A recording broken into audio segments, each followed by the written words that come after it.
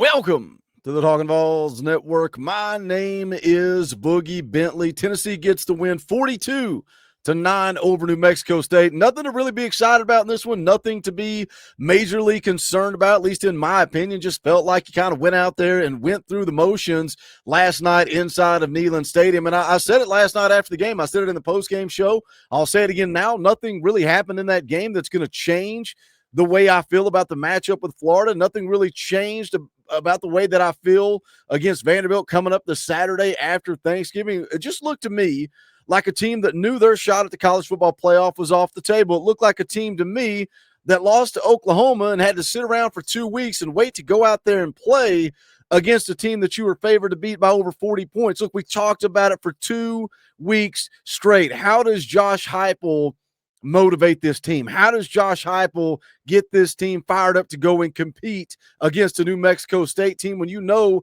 that everything that you're playing for, goal number 1, college football playoffs, off the table.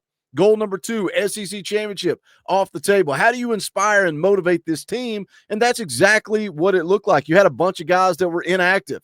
Jermod McCoy, Ricky Gibson, Travis Smith, Josh Josephs didn't play. Jordan Ross didn't play. Even Christian Gass was inactive. Arian Carter, Boo Carter, Jesse Perry didn't start in that game yesterday. He was later forced into the game when Wendell Moy went down with an injury. And look, none of that matters. None of that's an excuse. You should be able to roll out there with your threes and be able to run New Mexico State out of Neyland Stadium. You didn't get it done. You didn't get it done early. It's unfortunate. You didn't get to play the young guys as much as you wanted to. You didn't get to play George McIntyre as much as you wanted to. Look, we've had a night to sleep on it, talk about it, think about it. Let the emotions kind of slide to the side. This is the day after. We're going to break it all down, but I need you guys to do the YouTube stuff for me. Just real quick, smash a thumbs up below the video. It's quick, free, easy. It helps the channel. I would appreciate it. If you're new here, welcome to the Talkin VAWLS Network. We're not experts, insiders, or media. We don't pretend to be that. What we are is what you are. We're fans. It's for the fans, by the fans. If you like it, subscribe, click the bell for notifications. You won't miss out when we go live or when we drop a video. Going to be live later tonight, 7 p.m. Eastern time. Fan call-in show. That's your show. You guys get to come on, run the show, talk about whatever it is that you want to talk about tomorrow morning, Monday morning, 9 a.m. Eric Kane at VolQuest.com and Locked On Vols will be here Tuesday night, 6:30 p.m. We play EA Sports College Football. Wednesday night, 7 p.m. Eastern Time.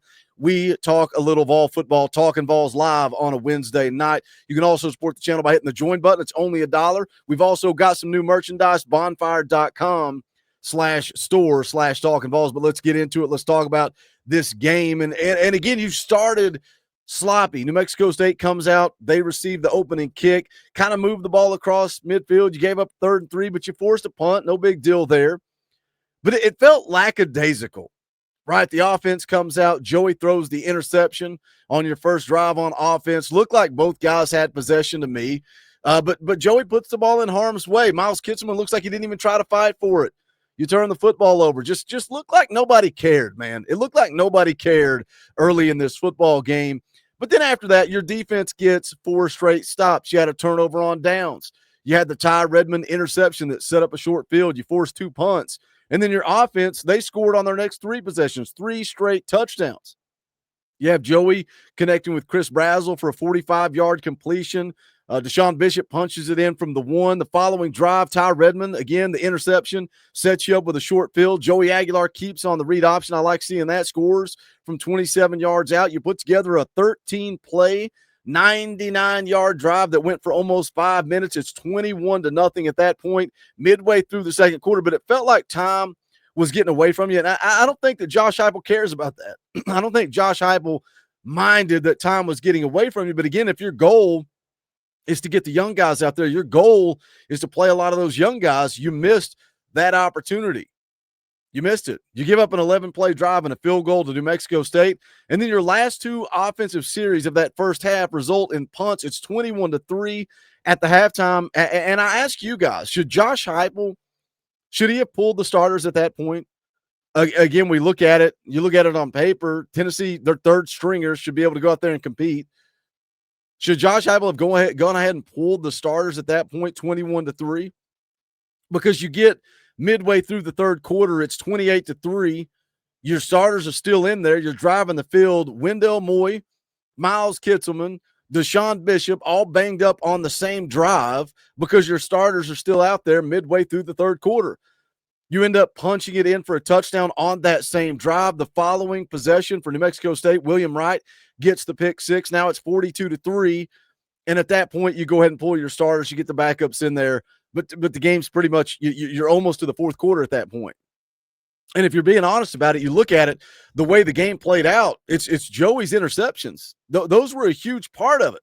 And he finished the day 17 of 23, 204 yards, a touchdown, 2 interceptions, also added 34 yards on the ground, including the 27-yard touchdown run. But not a horrible day at the office outside of the 2 interceptions. And if you trade those interceptions for points, maybe you're getting your backups in at halftime. Maybe the backups are getting a little bit more run in this football game if Joey doesn't turn the football over. But that's not how it works. He did turn the football over, and both of those interceptions were bad, right? A bad throw to Miles Kitselman, and again, felt like Miles is kind of like, oh, I guess I should fight for this. Looked like both guys had possession of the ball, and then the defender just pulls it away from him.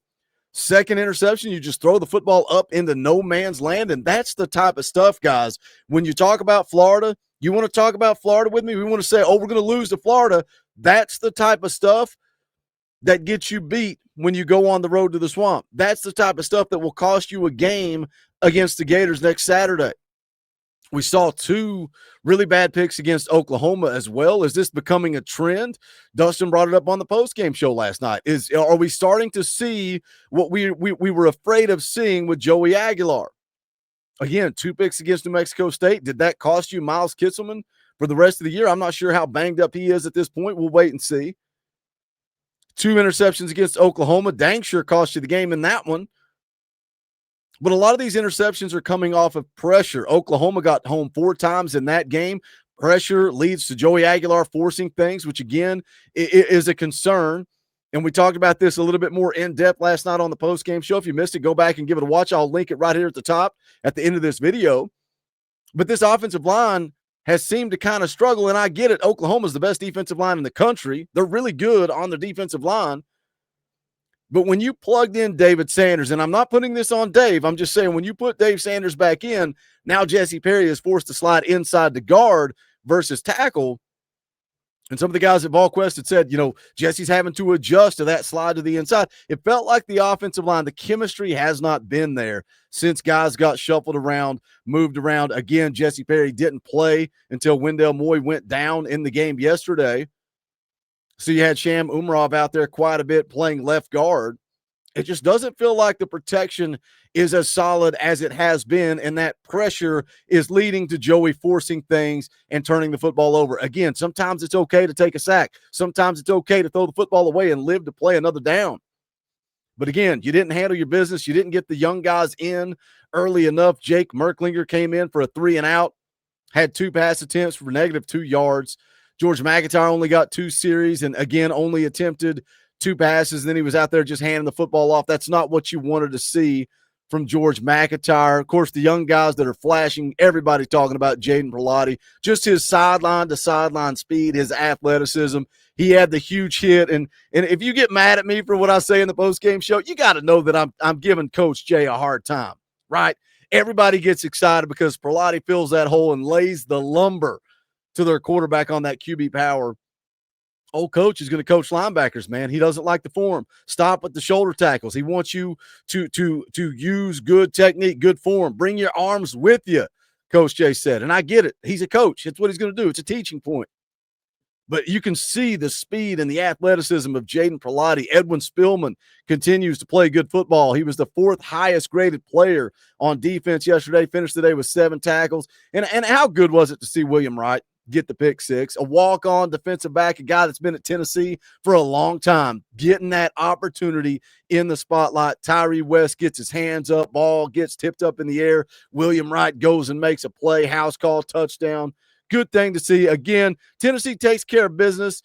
Nothing that I'm too concerned about outside of the interceptions. You got to clean that up. You cannot do that in the Swamp. We got to talk about Boo Carter. We talked about it in a video yesterday.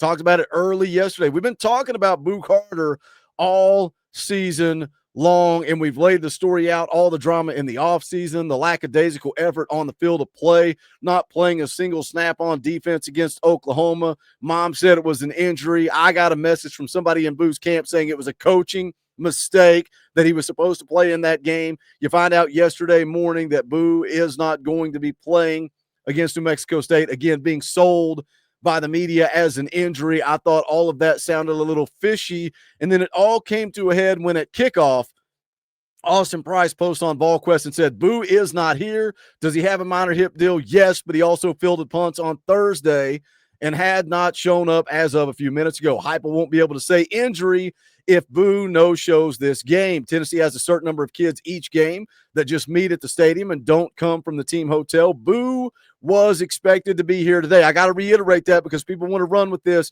and try to twist it and spin it the way that doesn't fit the correct narrative. Boo was expected to be here today. We will see if he shows, but he hadn't to this point, and the reality is Boo Carter did not show up. Here's the quote when Josh Heupel was asked about it after the game. At the end of the day, there's a standard you got to meet to be in that locker room, and so he was not out on the field with us. That'll be the last. That'll be my last response to anything related to that for right now. I think it's safe to say that Boo Carter has played his last snap at the University of Tennessee. We hope that Boo would turn a corner. We hope that that would be a growing opportunity for Boo Carter. Everything that went down in the offseason into fall camp, clearly that not the case. Is this what it takes? I think Boo Carter's done. Does Josh Heupel, is he officially kicked off the team? I don't know, but man, you're sitting here with 2 games left to go in the season and you're not showing up. You're quitting. You're done. You're packing it in.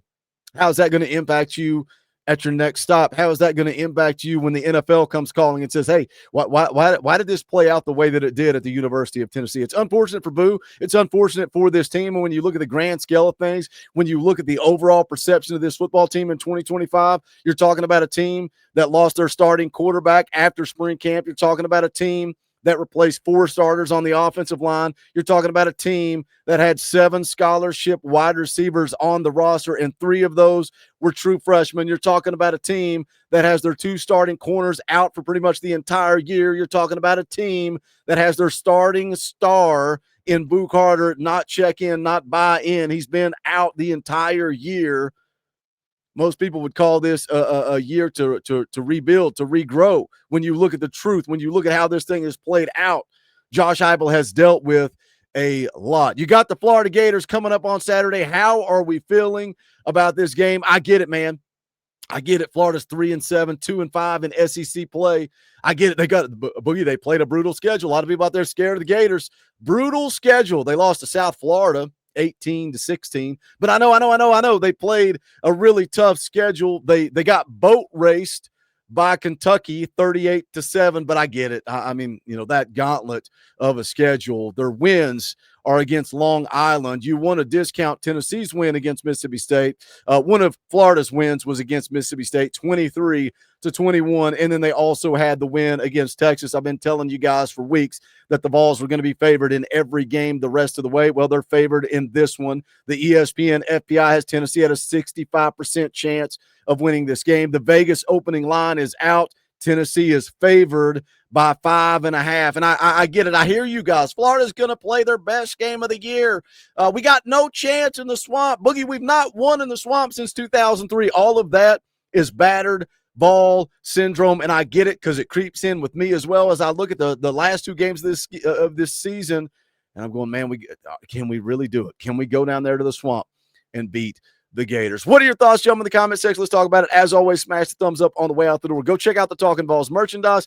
Think about supporting this channel by hitting the join button. All the links are in the description below, but that is going to do it for this one. This is the Talkin VAWLS Network. My name is Boogie Bentley.